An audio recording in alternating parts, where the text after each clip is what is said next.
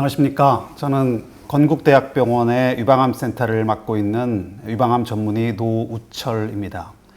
이렇게 만나 뵙게 돼서 반갑고요. 또 이렇게 화면을 통해서 인사드리게 돼서 영광이고 또 아주 기쁘게 생각합니다.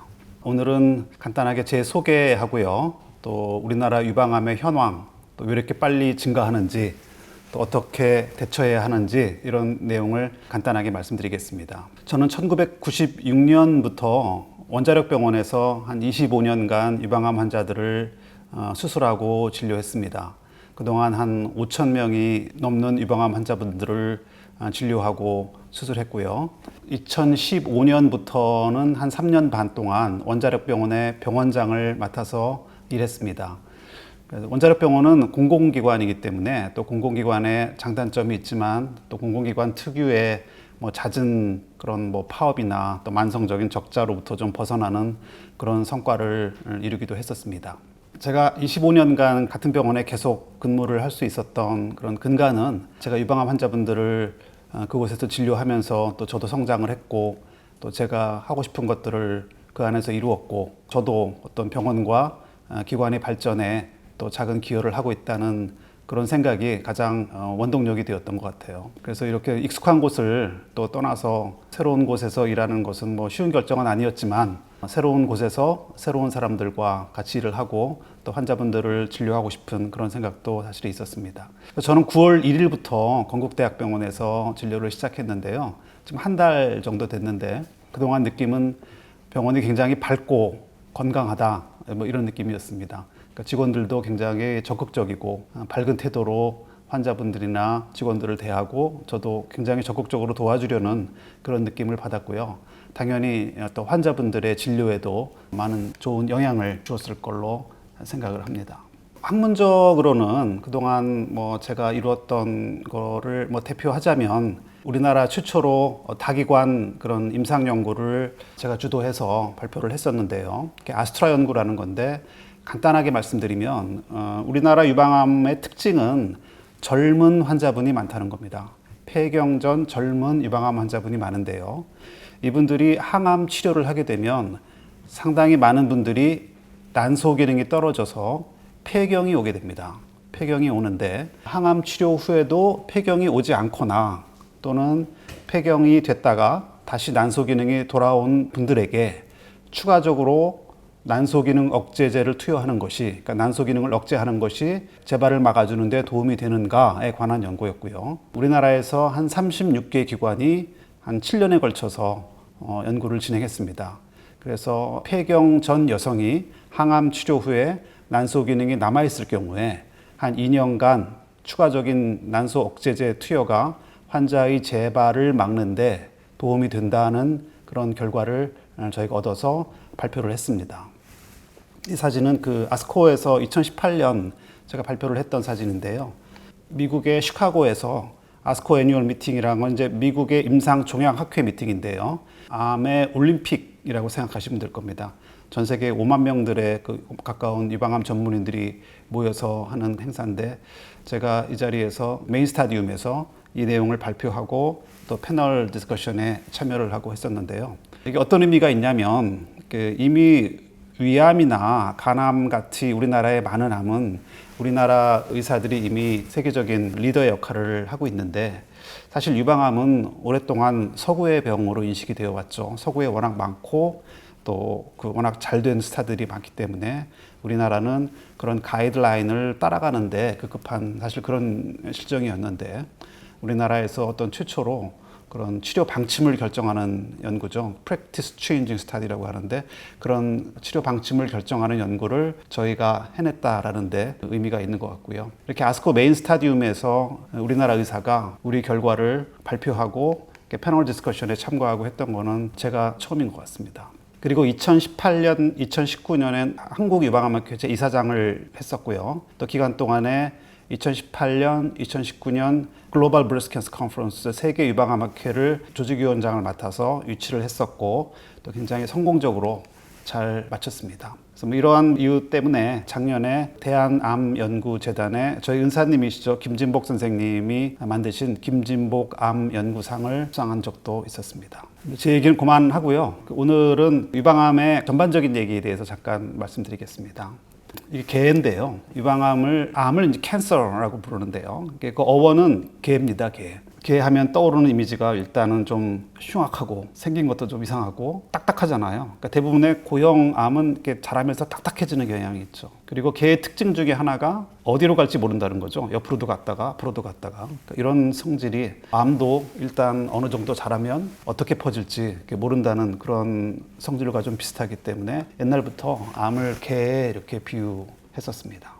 암하고 종양은 조금 다르죠. 종양이란 말은 어떤 이유든 간에 세포들이 증식을 해서 덩어리를 형성하는 걸 종양이라고 그러는데요. 이게 다 나쁜 건 아니고 나쁘지 않은 종양을 양성종양이라고 하고, 양성종양은 대부분 어느 정도 자라다가 멈춥니다. 주위 조직에 해를 주지 않기 때문에 양성종양이 확실하면 치료를 하지 않는 경우가 많습니다. 그런데 이게 증식된 세포들이 이렇게 울타리 밖으로 벗어나는 것을 악성종양이라고 하고요. 악성 종양이 바로 암입니다.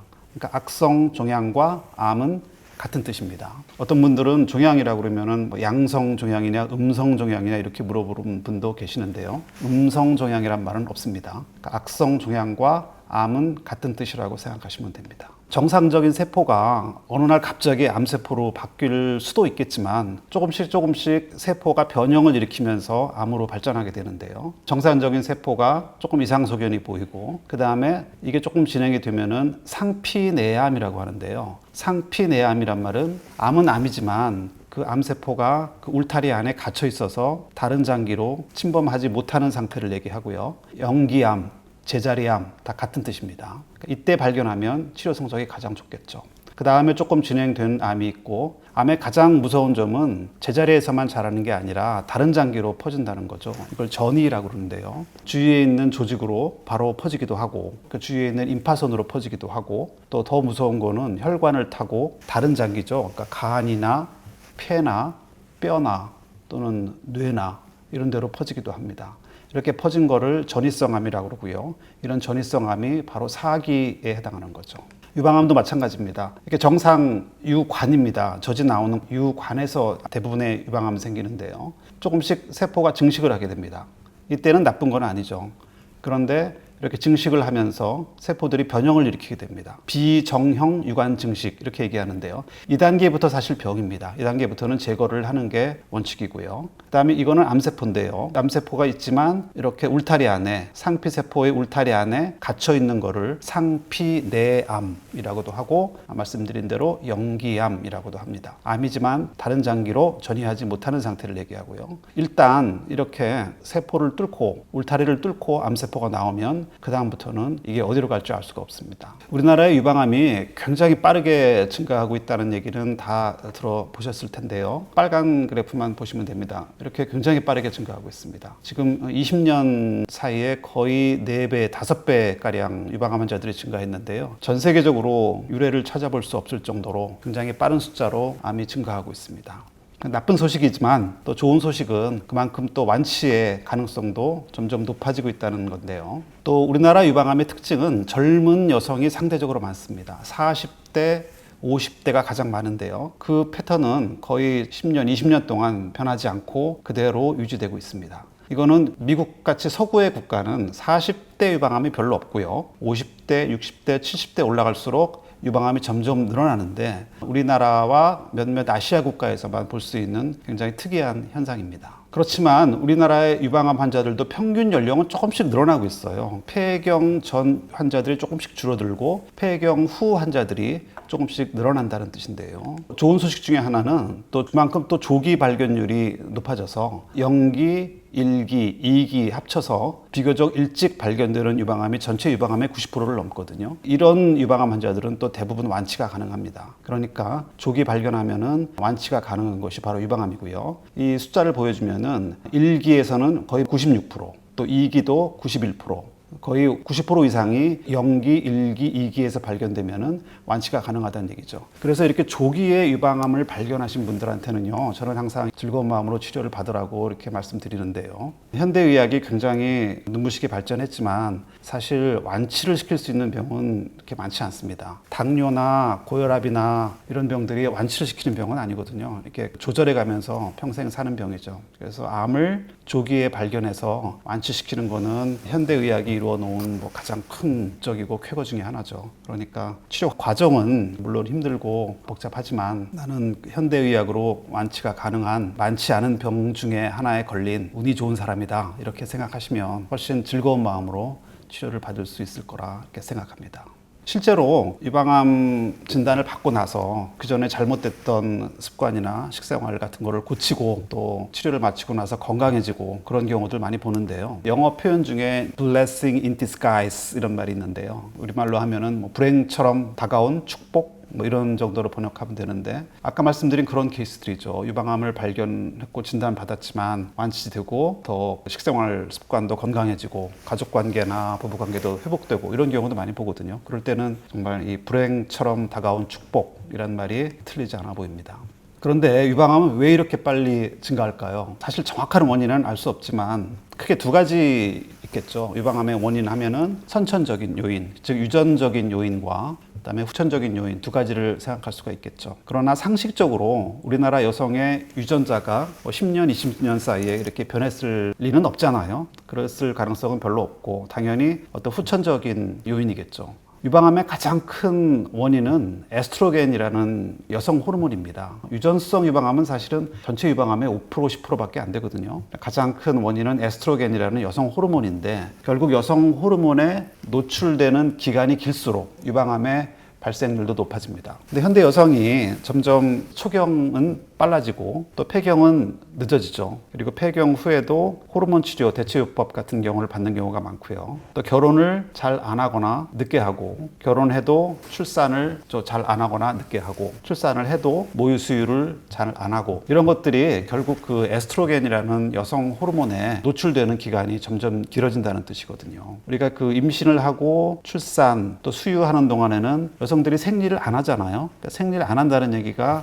결국 에스트로겐으로부터 몸을 보호한다는 얘기인데, 그런 기간이 짧아지고 에스트로겐에 노출되는 기간이 점점 길어진다는 게 가장 큰 원인이라고 생각합니다. 에스트로겐은 나쁜 호르몬이 아니죠. 여성을 여성답게 만들고 우리 몸을 굉장히 보호해주는 역할을 하는데, 그 나쁜 바로 역할이 유방에 작용해서 유방암을 일으킨다는 거거든요.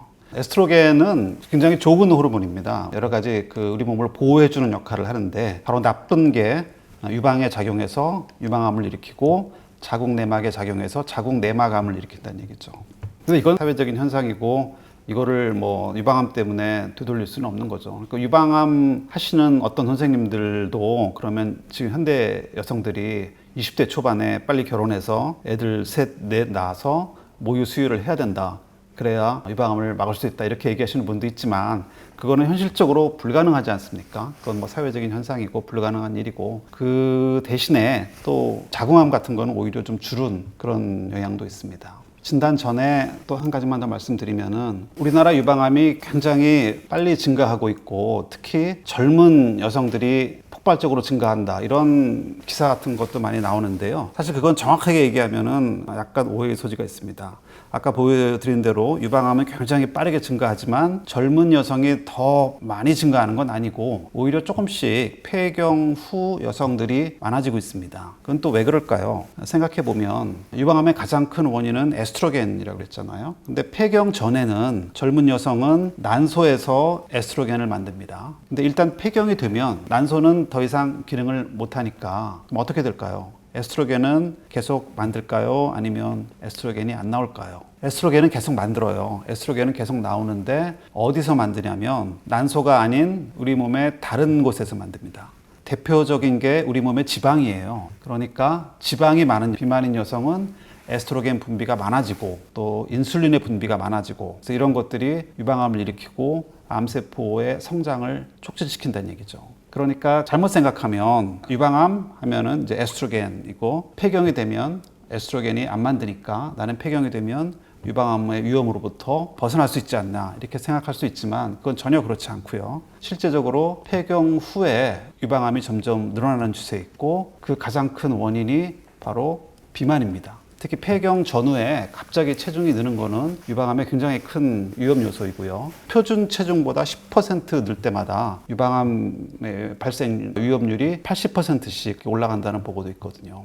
유방암의 여러 가지 요인들 중에서 자기가 조절할 수 있는 게 사실 별로 없습니다. 어떤 유전적인 요인이나 가족력을 자기가 어떻게 할 수가 없잖아요. 마찬가지로 20대 초반에 그렇다고 일찍 결혼해서 애 셋, 넷 낳아서 모유 수유한다. 그거 쉬운 일 아니잖아요. 그렇지만은 적정 체중을 유지하는 거는 그것만으로도 유방암의 예방에 굉장히 큰 효과가 있고요. 특히 폐경 전후에 물론 생리적인 그런 것도 있지만 심리적인 것도 많이 있다고 생각해요. 폐경이 되면서 내가 이 나이에 몸매 관리해서 뭐하리, 또 내가 이 나이에 무슨 호강하겠다고 이렇게 고생해서 몸매 유지하리, 이렇게 생각하실 수도 있지만 다 자기 자신을 위해서 하는 거고요. 자기 건강을 위해서 하는 거니까 적정 체중 관리는 꼭 했으면 좋겠습니다. 환자분들이 제일 많이 물어보는 것 중에 하나가 뭘 먹어야 하나요? 뭘 먹지 말아야 하나요? 이런 질문인데요. 제 대답은 항상 뭘 드셔도 좋고 다 좋은데 적정 체중을 유지하셔라. 그게 가장 중요한 거라고 생각합니다. 그러면 유방암의 진단에 대해서 잠깐 말씀드릴게요. 유방암의 특징 중에 하나는 자기가 발견할 수 있다는 겁니다. 간암이나 폐암이나 위암이나 이런 걸 자기가 발견할 수 없잖아요. 근데 유방암은 자가검진을 통해서 자기가 발견할 수 있다는 게 특징입니다. 그래서 자가검진이라는 게 사실 굉장히 중요해요. 그래서 우리나라도 한 30세가 넘어가면은 자가검진을 권유하는데요. 한 달에 한 번, 생리가 시작하기 전에는 유방이 굉장히 단단해지고 부어오르고 합니다. 그러니까 그때는 검진하기가 쉽지 않고요. 생리가 끝나고 나서 보통 한 일주일 정도 후에 한 달에 한 번 정도 검진할 거를 권유를 하는데요. 방법은 여러분 많이 보셔서 알겠지만 일단 거울 앞에 서서 어떤 형태의 변화가 있는지 이렇게 살펴보고 그다음에 두 손가락 또는 세 손가락으로 이렇게 꼭꼭 눌러가면서 문지르면서 시계 방향으로 한번 만져보고 또 젖꼭지에서 어떤 분비물이 나오는지 이런 것도 한번 확인을 해보고 한 5분 정도만 투자하면은 사실 되는데요. 이게 처음에 발견하기는 쉽지 않습니다. 어떤 이상이 생겨도. 그러니까 자기 유방과 친숙해져야 돼요. 자기 유방과 친숙해져야 어떤 미세한 변화를 자기가 감지할 수가 있으니까요.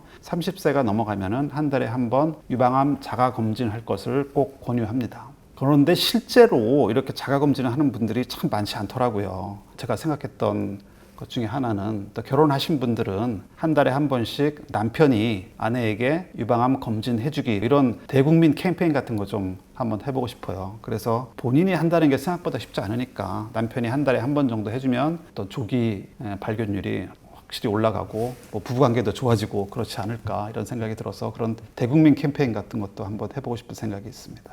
여러분 유방암을 남편이 발견해서 오는 경우가 많이 있을 것 같습니까? 없을 것 같습니까? 제가 별로 본 적이 없습니다. 오히려 새신사라고 그러나요? 어떤 목욕탕의 도우미 같은 분들이 발견해서 왔다는 경우가 훨씬 많고요. 어떻게 보면 좀 슬픈 현실이기도 하지만 또 남편분들이 아내에게 유방암 검진해주게 하는 프로그램을 좀 활성화시켰으면 하는 게 제 개인적인 생각입니다. 이런 유방암은 우리나라에 많이 없어졌죠. 이렇게 보기만 하면 눈으로 보기만 해도 딱 진단이 되는 유방암인데 이제 이런 암들은 사실은 많이 없어졌고요. 별 이상이 없는 것처럼 보이지만 젖꼭지가 이제 안으로 딸려 들어가는 거거든요. 유방암에 혹이 있어서 그 혹이 유방 조직을 잡아 당기는 거죠. 그래서 유두가 이렇게 함몰이 되는 경우인데요. 원래 유두가 이렇게 들어간 분들이 있어요. 함몰 유두라고 하는데 함몰 유두인 분들이 유방암이 잘 생긴다는 뜻은 아니고 정상적인 유두가 어느 날 갑자기 이렇게 안으로 들어가는 것처럼 보이면 유방암에 의심이 되고요. 반드시 검사를 해봐야 합니다. 마찬가지입니다. 이것도 피부가 이렇게 안으로 딸려 들어가는 증상도 유방암의 초기에 나타나는 증상입니다. 유두 분비물인데요. 정상적인 여성도 유두에서 분비물이 나오는 경우는 상당히 많아요. 그러니까 속옷에 이런 게 묻어 나오거나 또는 눌러봤을 때 분비물이 나오는 경우. 물론 이렇다고 다 유방암은 아니지만 만약에 이런 게 발견되면 꼭 유방암 검사를 받아보라고 권유합니다. 이런 걸 이렇게 멍든 것처럼 보이지만 이 염증성 유방암이라고 해서 상당히 심한 유방암이죠. 옛날에는 참 치료가 힘들었는데 요즘은 치료가 많이 발전해서 이런 경우도 치료가 잘 되는 경우가 많습니다. 유방 사진과 초음파를 보통 1년 또는 2년에 한 번씩 할 것을 권유하는데요. 유방 엑스레이죠. 유방 마모그램이라는 유방 엑스레이인데 이렇게 유방 턱과 또 임파선이 관찰되고 또 이렇게 석회라는 것도 많이 들어보셨을 텐데요. 유방 석회 그러면은 이게 뭐냐 이렇게 물어보시는데요. 석회가 다 나쁜 건 아니고요. 석회 중에는 그냥 괜히 생기는 석회도 있고요. 석회 중에 일부가 유방암하고 관련이 있는 석회가 있습니다. 다른 검사에 잘 안 나오는 초기 유방암이 이렇게 석회 형태로 나타나는 경우가 있는데요. 이런 경우도 반드시 조직 검사를 해서 확인해야 되는 경우입니다. 또 유방 사진과 초음파는 어느 게 더 정확한가요? 어느 걸 검사해야 되나요? 이렇게 물어보시는 분도 많은데 이거 두 가지는 서로 보완적이에요. 그러니까 아까 같은 석회는 유방 사진에만 잘 나타나고 또 조그만 혹은 초음파에만 잘 나타납니다. 그러니까 두 가지를 같이 하는 게 좋고요. 또 우리나라 여성들이 좀 전체적으로 유방이 작고 치밀하잖아요. 그러니까 작고 치밀한 유방은 초음파가 더 정확하고 좀 유방이 크고 좀 지방이 많은 서구의 여성들은 또 오히려 유방 사진에서 더 잘 나오는 경우가 많습니다. 유방 초음파고요. 또 요즘은 뭐 MRI라든지 뭐 PET라든지 이런 거를 통해서 진단하는 경우도 많고요. 또 결국은 어떤 조직 검사를 통해서 암세포를 확인하게 됩니다. 오늘은 그냥 진단과 우리나라 유방암 현황 또 어떻게 하면 유방암을 좀 예방할 수 있을까 이런 것에 대해서 주로 말씀드렸고요. 지금 10월이 핑크리본의 달입니다. 10월에 핑크리본의 달이라고 하는데 핑크리본은 그 미국의 유방암 환우 모임이죠. 수잔 코멘 파운데이션에서 처음 시작해가지고 유방암 환자들 분들에게 완치의 희망을 주고 용기를 주고 또 인식을 증가시킨다. 그런데 인식을 증가시킨다는 말이 좀 어렵긴 하지만은 결국은 어떤 조기 발견의 중요성을 대국민 홍보를 통해서 강조하는 거죠. 유방암 검진을 통해서 조기 발견을 하고 또 유방암 환우분들에게 용기와 희망을 주는 이러한 캠페인을 이제 핑크리본 캠페인이라고 하는데요. 우리나라에서도 굉장히 활발하게 진행되고 있고요. 또 지금은 코비드 때문에 못하고 있지만은 항상 10월 달에 되면은 시청 앞 광장을 핑크색으로 물들이는 그런 행사도 하고 했었습니다. 또 대국민 건강 광자도 10월 달에 활발하게 진행하고 그랬었습니다. 다음 시간에는요. 정말 유방암의 진단을 받으신 분들 어떻게 치료 받으셔야 하는지 또 사후 관리는 어떻게 해야 하는지 이런 거에 대해서 좀 더 구체적으로 말씀을 드리겠습니다. 좀 도움이 되셨으면 좋겠고요. 사실 요즘은 어떤 의학 정보가 모자란 시대는 전혀 아니라고 생각합니다. 오히려 의학 정보가 너무 많아서 문제인 경우가 많은데요. TV 아침 방송을 봐도 막 의사분들이 여럿이 때로 나와서 뭐를 먹어야 된다, 뭐를 먹지 말아야 된다, 막 이런 얘기하고 뭐를 해라, 하지 말라, 뭐 이런 얘기 계속 얘기하는데 건강에 이렇게 관심이 많은 국민이 또 있을까 싶을 정도로 모든 국민들의 관심사이고 또 정보도 많은데 그 중에는 정확한 정보도 있지만 정확하지 않은 정보도 있고 어떤 경우에는 정말 말도 안 되는 얘기들도 뭐 공중파를 통해서 나오는 거를 봤습니다. 그래서 저는 제가 한국 유방암학회를 대표하는 사람은 아닙니다만 유방암학회를 맡았던 사람의 입장으로서 또 환자분들께 정확한 정보를 전달하는 데 도움을 드리려고 노력하겠습니다. 오늘 영상은 이것으로 마치겠습니다. 감사합니다.